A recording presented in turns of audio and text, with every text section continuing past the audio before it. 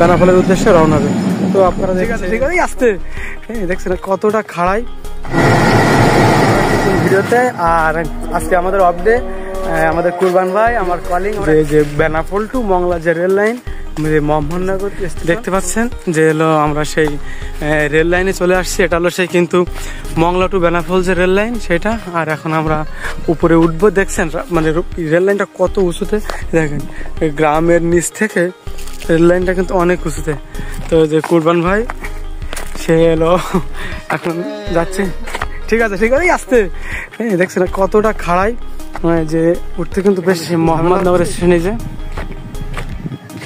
এই গ্রাম থেকে স্টেশনের উচ্চতা দেখেন একটু, ওই দেখেন বাড়িঘর দেখতে পাচ্ছেন। মোহাম্মদনগর রেল স্টেশনের ওভারব্রিজ, রেল স্টেশনের ওভারব্রিজের পর থেকে ভিউটা দেখেন।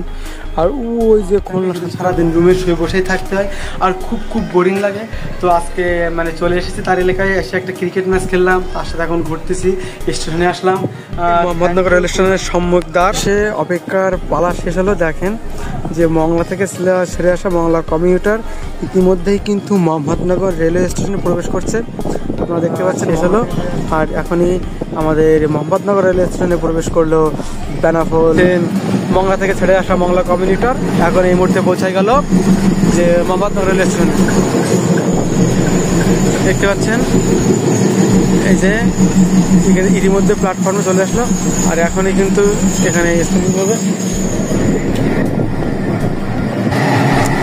তো এখন চলছে, ছেড়ে চলে যাচ্ছে।